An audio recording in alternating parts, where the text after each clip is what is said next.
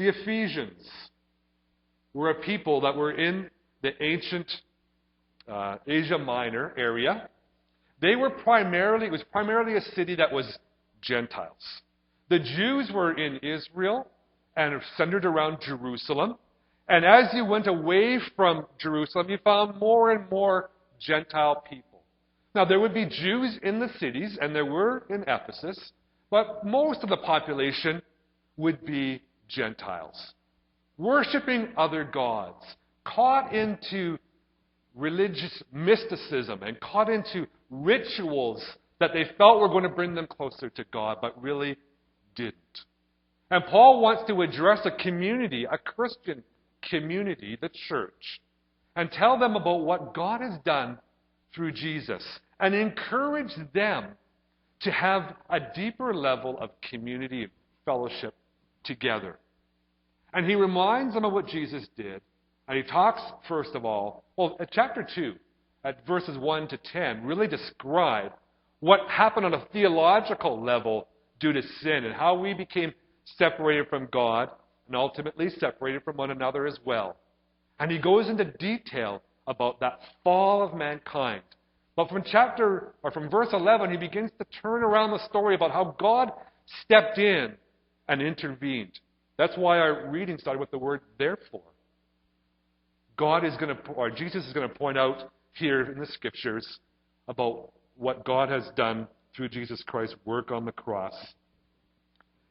And the first thing he says that he has broken down the dividing wall. That's in verse 14. That Jesus has broken down the dividing wall. Now, the first question that might come to the Ephesians' mind is, first of all, what wall are you talking about? And Bible interpreters have different ideas about what that wall might be. You see, in the city of Jerusalem, there was in the temple a barrier, a wall, a physical wall that separated Jews from Gentiles. The Gentiles were not to enter into what was called the holy place. There was a wall, a partition of separation that was there. And in fact, the feelings of the Jews towards keeping Gentiles and women out of that court were so strong that they would have threatening statements on the walls.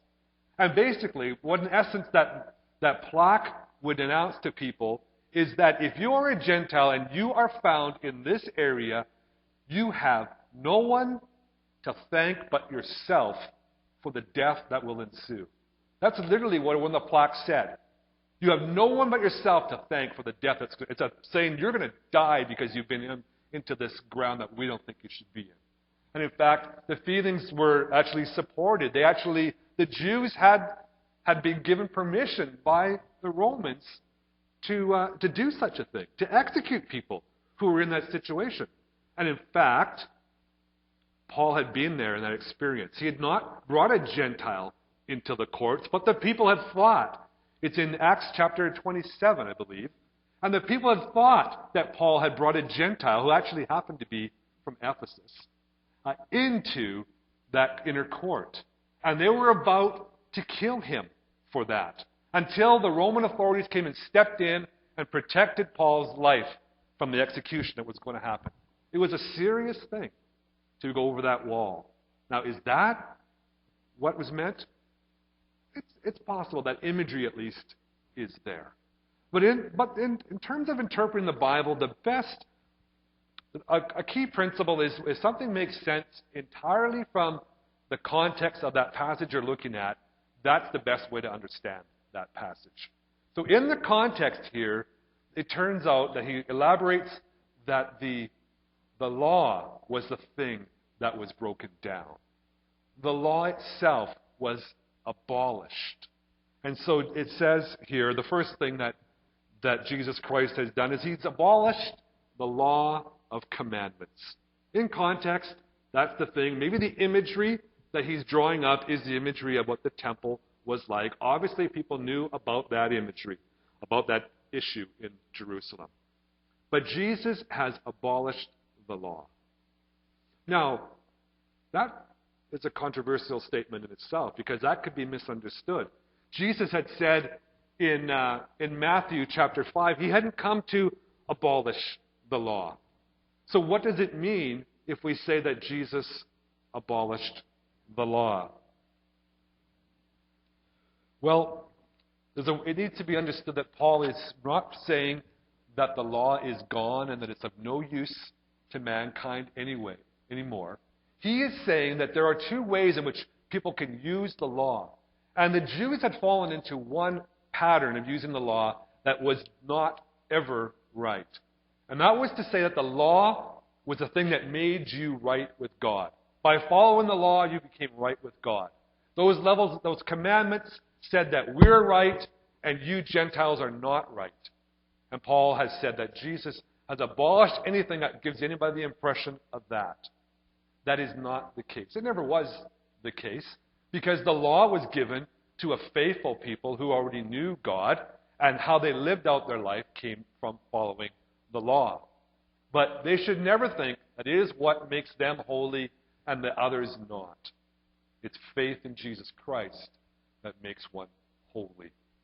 And so what Paul is saying is that as a way of you thinking that you are right by this, it's gone.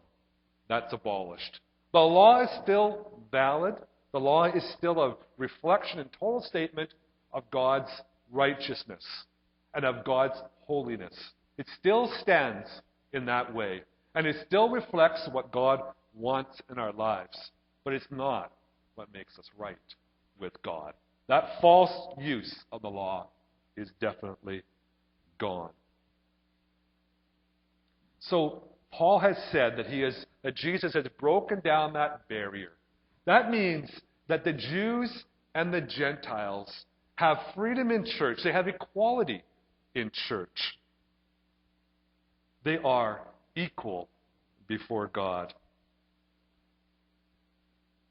On the human relationship level, we have some visible and invisible barriers of our own that need to be taken down. In our church gathering, when we come together even, there have been barriers that have separated us. I can think of a non-physical barrier that separated people in my community when I was growing up. I lived in North Vancouver, and in North Vancouver there was an Indian reservation in the area. The city had grown around the Indian reservation. There was never any boundary lines anywhere for this is where the Indian reservation is and this is where the non-reservation area is. No markings of any kind. So there was no physical barrier. But everybody knew. When you were a young person, you knew, or an older person, you knew that this was the area for the reservation and this wasn't.